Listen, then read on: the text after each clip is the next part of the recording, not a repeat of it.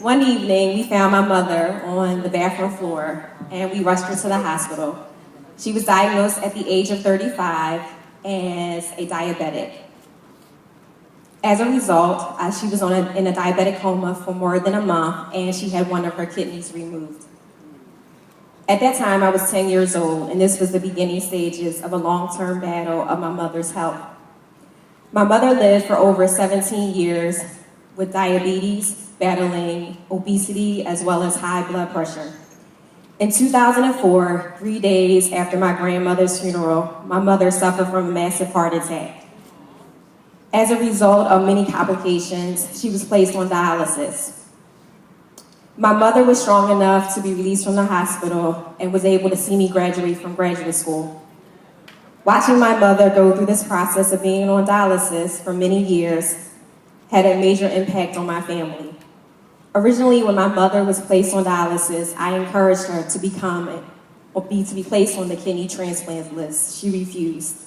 I wanted to become tested to see if I was a match to donate my kidney to my mother. She told me that if I donated my kidney to her, I would be unable to have children. That was a myth. If you are a living donor, you can still have children. You just have to wait 2 years after the kidney transplant process. My mother was also afraid that she wouldn't be eligible to receive a kidney because of her age at 52. Another myth. We believe in so many myths, especially within our community. It took 4 years to encourage my mother to go through the transplant process. At that time, her health deteriorated. The average wait span for a kidney is 5 to 7 years, and in some states, 10 years. Time is very crucial. My mother was very fearful, and she was uneducated about the process. Not only was my mother uneducated, but our entire family was uneducated.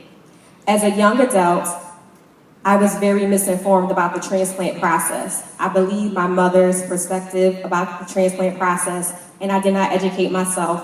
By the time I educated myself about the transplant process, it was too late. My mother's health deteriorated.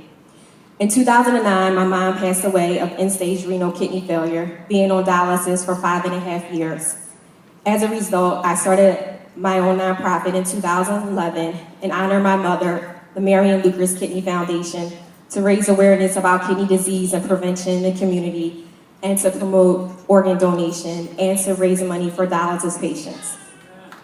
The information about my organization, thank you, is in the lobby.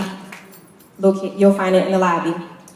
Time is crucial, and as a result of my mother's passing, I wanted to encourage loved ones to educate yourself, for us to educate ourselves about our loved one's illness. Learn the side effects of medications, familiarize yourself with the required diet necessary to better their health, and most importantly, support them in sustaining their diet, because it can be challenging for them. And also accompany them to the doctors.